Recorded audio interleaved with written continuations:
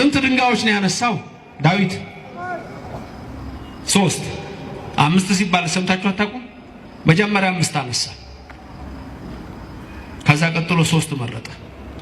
ከዛ ቀጥሎ 1 መረጠ። ያችን በወንጭፍ አደረጋት። ከዛ በኋላ ያችን ወንጭፍ አደረገና ከ3ቱ አንዷን መርጦ አወነጨፈ። በጎልያድ ግንባር ገባች። እዚህ ጋር የሚደንቅ ነገር ልንገራችሁ። ጎልያድን ታሪኩን ስታነቡ እስከዚህ ድረስ ብረት ለብሷል። ጠጠሯ ግን የወጋችው ግንባሩን ነው ይላል። ብረት አልነበረም እንዴ? ከዚህ በፊትም ተናግሬያለሁ። ብረት ነበረ። እንዴት ጠጠሯ የጎልያድን ግንባር ወጋች? እስቲ ተነጋገሩ። እንዴት ወጋችው? ግንባሩን ብረት ለብሷል ተነግሮናል። እንዴት ጠጠሯ ጎልያድ ግንባር ውስጥ ገባች? ጎን ለጎን ሁለት ምን ይመስላችኋል? ቶሎ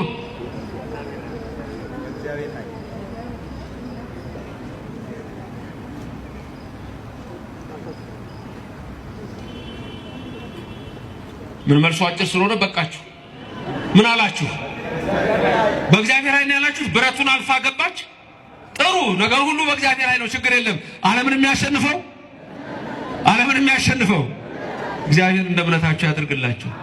አረ ከእምነታችሁ በላይ ያድርግላችሁ። እንደ እምነታችሁ ስላችሁ ክርስትና ነው። እንደ መታመናችሁ ደግሞ የራሳችሁ አስተሳሰብ ነው። እንዴት እንደሆነ ልንገራችሁ።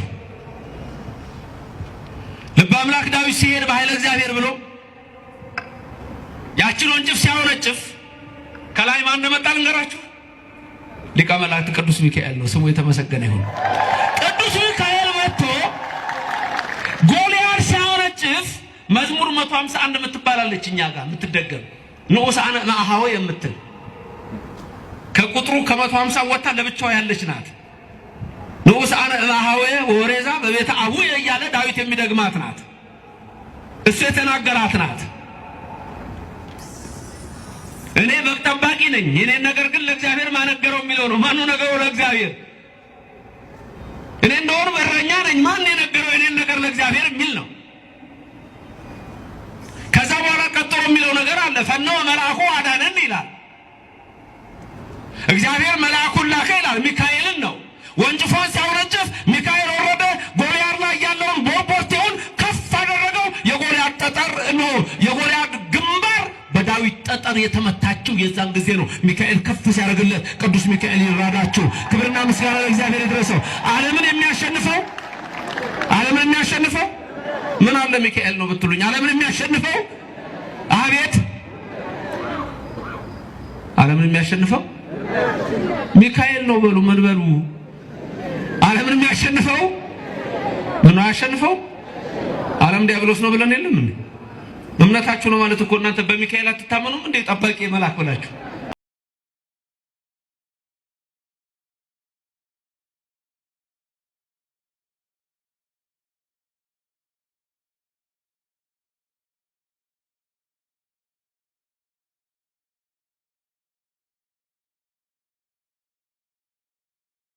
መጽሐፈ ሳሙኤል ቀዳማዊ ምዕራፍ 17 ፍልስጥኤማውያንም ጭፍሮቻቸውን በይሁዳ ባለው በሰኮት አከማቹ።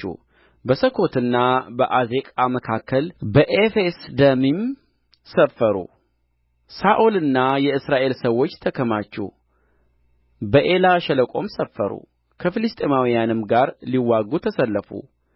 ፍልስጥኤማውያንም በአንድ ወገን በተራራ ላይ ቆመው ነበር፣ እስራኤልም በሌላው ወገን በተራራ ላይ ቆመው ነበር። በመካከላቸውም ሸለቆ ነበረ። ከፍልስጥኤማውያንም ሰፈር የጌት ሰው ጎልያድ ቁመቱም 6 ክንድ ከስንዝር የሆነ ዋነኛ ጀግና መጣ። በራሱም የናስ ቍር ደፍቶ ነበር፣ ጥሩርም ለብሶ ነበር። የጥሩሩም ሚዛን 5000 ሰቅል ናስ ነበረ። በእግሮቹም ላይ የናስ ገምባሌ ነበረ፣ የናስም ጭሬ በትከሻው ላይ ነበረ። የጦሩም የቦ እንደ ሸማኔ መጠቅለያ ነበረ። የጦሩም ሚዛን 600 ሰቅል ብረት ነበረ።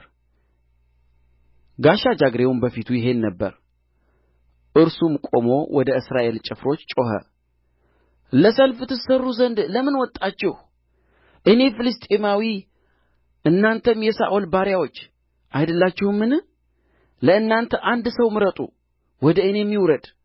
ከእኔም ጋር ሊዋጋ ቢችል ቢገድለኝም ባሪያዎች እንሆናችኋለን። እኔ ግን ባሸንፈው ብገድለውም እናንተ ባሪያዎች ትሆኑናላችሁ፣ ለእኛም ትገዛላችሁ አለ።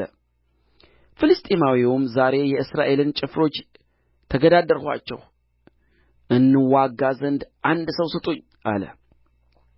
ሳኦልና እስራኤልም ሁሉ እንዲህ የሚላቸውን የፍልስጥኤማውያንን ቃል በሰሙ ጊዜ እጅግ ፈሩ፣ ደነገጡም። ዳዊትም የዚያ የኤፍራታዊው ሰው ልጅ ነበረ። ያም ሰው ከቤተ ልሔም ይሁዳ፣ ስሙም እሴይ ነበረ። 8 ልጆች ነበሩት። በሳኦልም ዘመን በዕድሜ አርጅቶ ሸምግሎም ነበር። የእሴይም 3 ታላላቆቹ ልጆች ሳኦልን ተከትለው ወደ ሰልፉ ሄደው ነበር። ወደ ሰልፉም የሚሄዱት የሦስቱ ልጆች ስም ይህ ነበረ: ታላቁ ኤልያብ፣ ሁለተኛውም አሚናዳብ፣ ሦስተኛውም ሣማ ነበረ።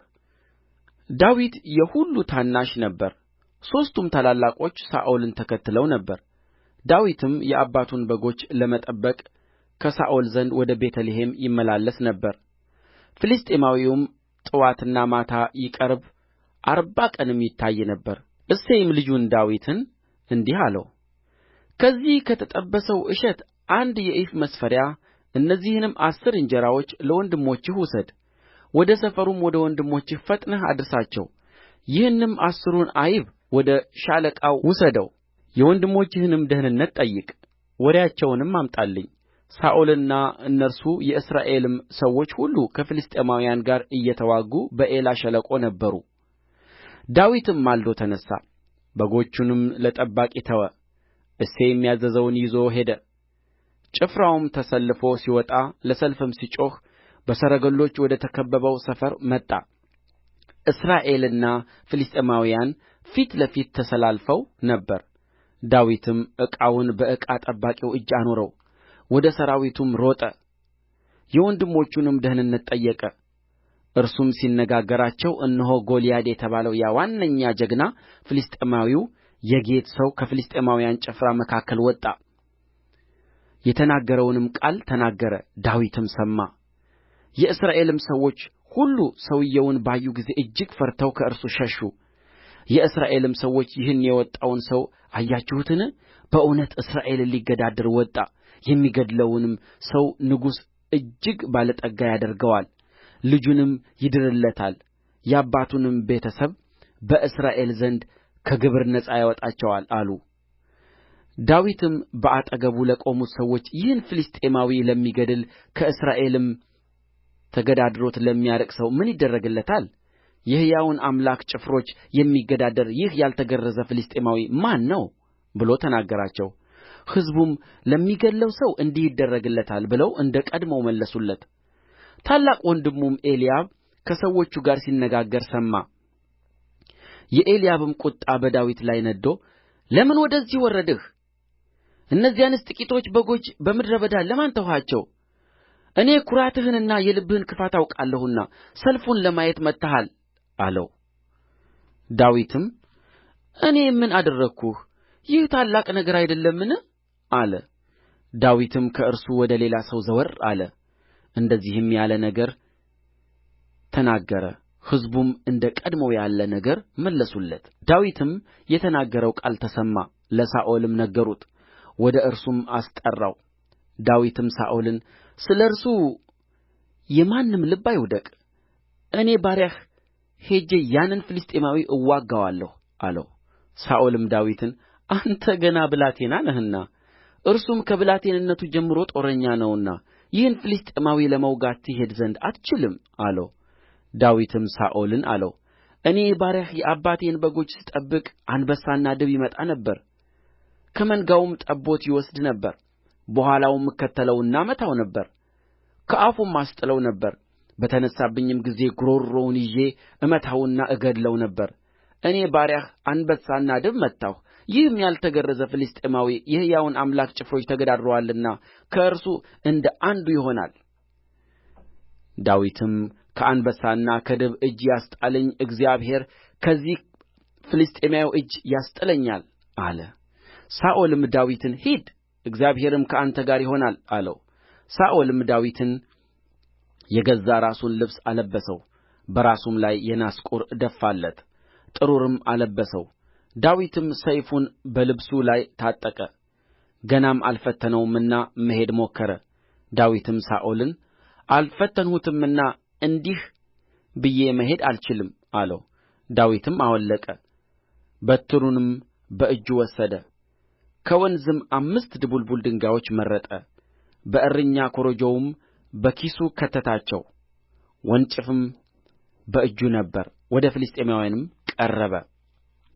ፍልስጥኤማዊውም መጥቶ ወደ ዳዊት ቀረበ፣ ጋሻ ጃግሬውም በፊቱ ይሄድ ነበር። ጎልያድም ዳዊትን ትኵር ብሎ አየው፣ ቀይ ብላቴና መልኩም ያማረ ነበርና ናቀው። ፍልስጥኤማዊውም ዳዊትን በትር ይዘህ የምትመጣብኝ እኔ ውሻ ነኝን? አለው። ፍልስጥኤማዊውም በአምላኮቹ ስም ዳዊትን ረገመው። ፍልስጥኤማዊውም ዳዊትን ወደ እኔ ና፣ ሥጋህንም ለሰማይ ወፎችና ለምድር አራዊት እሰጣለሁ አለው።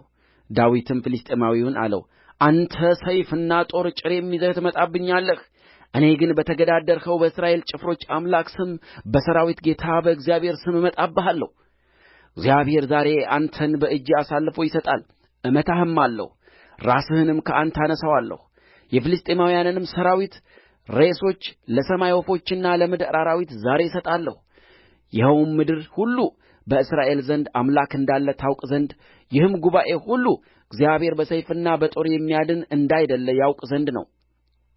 ሰልፉ ለእግዚአብሔር ነውና እናንተንም በእጃችን አሳልፎ ይሰጣል።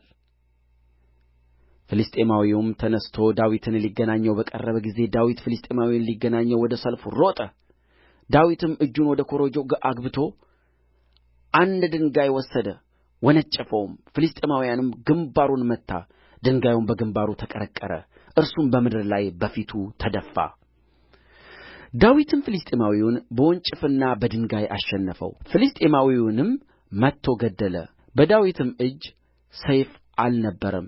ዳዊትም ሮጦ በፍልስጥኤማዊው ላይ ቆመ፣ ሰይፉንም ይዞ ከሰገባው መዘዘው፣ ገደለውም፣ ራሱንም ቈረጠው። ፍልስጥኤማውያንም ዋናቸው እንደ ሞተ ባዩ ጊዜ ሸሹ። የእስራኤልና የይሁዳ ሰዎች ተነሥተው እልል አሉ። ፍልስጥኤማውያንንም እስከ ጌትና እስከ አስቀሎና በር ድረስ አሳደዱአቸው። ፍልስጥኤማውያንም ከሸዓራይም ጀምሮ እስከ ጌትና እስከ አቃሮንም ድረስ በመንገድ ላይ የተመቱት ወደቁ። የእስራኤልም ልጆች ፍልስጥኤማውያንን ከማሳደድ ተመልሰው ሰፈራቸውን በዘበዙ። ዳዊትም የፍልስጥኤማዊውን ራስ ይዞ ወደ ኢየሩሳሌም አመጣው፣ ጋሻ ጦሩን ግን በድንኳኑ ውስጥ አኖረው። ሳኦልም ዳዊትን ወደ ፍልስጥኤማዊው ሲወጣ ባየው ጊዜ ለሠራዊቱ አለቃ ለአበኔር አበኔር ሆይ ይህ ብላቴና የማን ልጅ ነው አለው። አበኔርም ንጉሥ ሆይ በሕያው ነፍስህ እምላለሁ አላውቅም አለ። ንጉሡም ይህ ብላቴና የማን ልጅ እንደ ሆነ አንተ ጠይቅ አለ። ዳዊትም ፍልስጥኤማዊውን ገድሎ በተመለሰ ጊዜ አበኔር ወሰደው፣ ወደ ሳኦልም ፊት አመጣው። የፍልስጥኤማዊውንም ራስ በእጁ ይዞ ነበር። ሳኦልም አንተ ብላቴና የማን ልጅ ነህ አለው። ዳዊትም እኔ የቤተ ልሔሙ የባሪያህ የእሴይ ልጅ ነኝ ብሎ መለሰ።